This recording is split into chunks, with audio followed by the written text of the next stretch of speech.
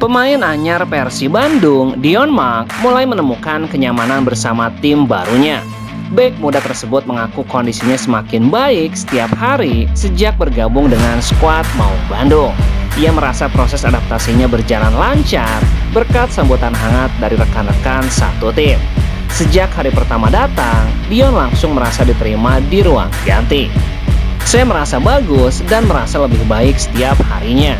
Karena saya sudah mulai berbicara dengan rekan setim, saya disambut dengan baik sejak hari pertama. Mereka menunjukkan saya suasana di sekeliling dan memperkenalkan saya dengan sangat baik. Saya suka berada di sini hari demi hari. Tidak hanya nyaman di dalam tim, Dion juga mulai menikmati kehidupan di kota Bandung. Meski awalnya tinggal sendiri terasa cukup sulit, ia kini sudah mulai terbiasa. Saya suka itu. Pada awalnya memang cukup sulit, tapi setelah 2,5 pekan berada di sini, itu tidak terlalu buruk bagi saya. Saya merasa bagus. Saya berjalan-jalan sendiri untuk melihat kota ini. Saya melihat ada beberapa toko yang bagus untuk sekedar minum kopi. Jadi saya suka berada di Bandung. Adaptasi yang berjalan positif menjadi modal penting bagi Dion Mark.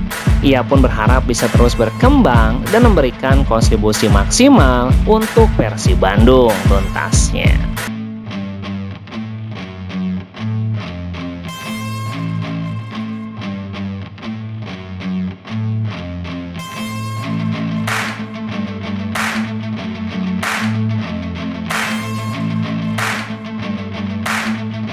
Pelatih Persib Bandung, Boyan Hodak, memberikan kabar terbaru terkait kondisi para pemainnya. Ia mengungkapkan Julio Cesar tengah menjalani proses pemulihan cedera hamstring. Menurutnya, cedera tersebut membutuhkan waktu sekitar 2 hingga 3 pekan untuk pulih total.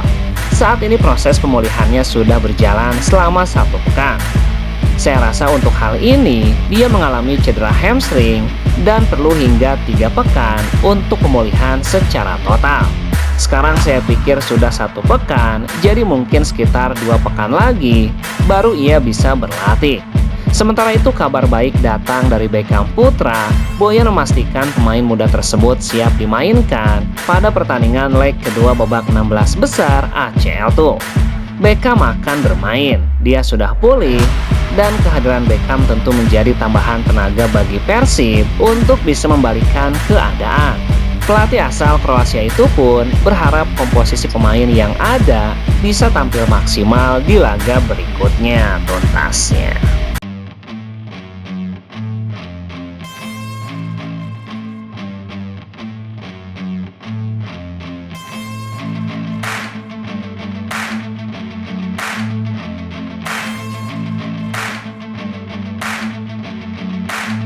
Persib Bandung akan menjalani laga krusial pekan ini.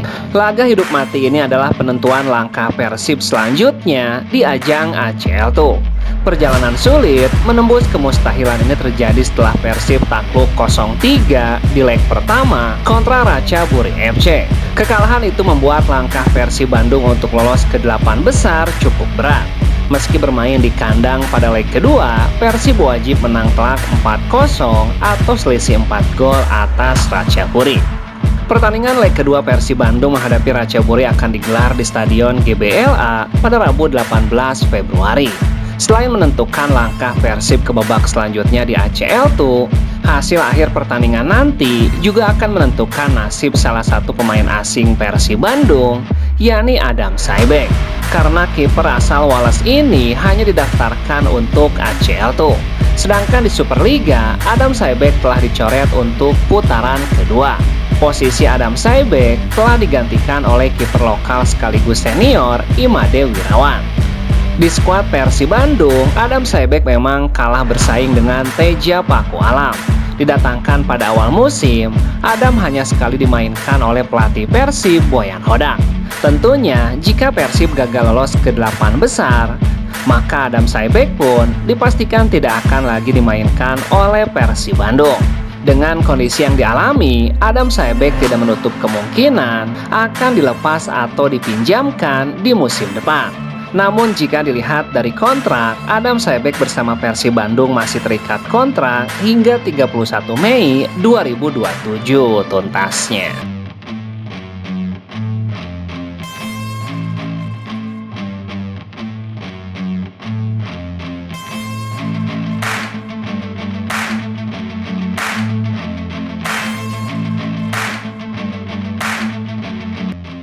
Asisten manajer Malut United, Asgar Soleh, dikabarkan dijatuhi sanksi larangan beraktivitas dalam kegiatan sepak bola. Hal itu karena dia dianggap bersalah karena tuduhan penghinaan dan pelanggaran fair play. Dalam akun Instagram @bola_maluku_utara, breaking news, kritik dibungkam.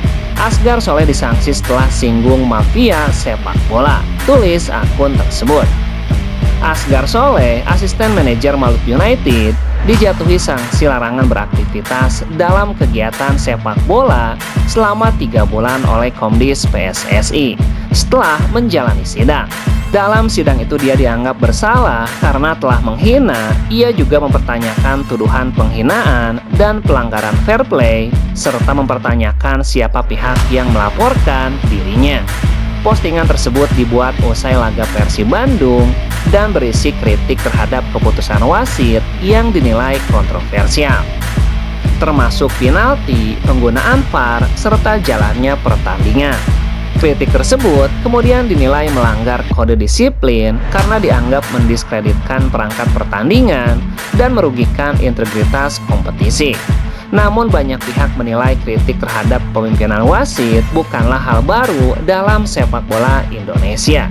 Sejumlah klub, ofisial maupun pelaku sepak bola kerap menyuarakan protes keras, bahkan menyinggung praktik mafia tanpa berujung sanksi. Kondisi ini memunculkan pertanyaan publik mengenai konsistensi dan keadilan dalam penerapan disiplin. Asgar pun menegaskan bahwa pernyataan merupakan pandangan pribadi sebagai bentuk kepedulian terhadap keadilan pertandingan, bukan sikap resmi klub. Ia tetap menyatakan dukungan penuh kepada Malut United serta komitmennya untuk terus mendorong sepak bola Indonesia yang lebih transparan dan berintegritas. Dalam unggahannya, Asgar Soleh juga mengatakan, "Saya akan terus mengkritik segala sesuatu yang tidak benar dalam sepak bola Indonesia, karena tujuan saya adalah untuk perbaikan.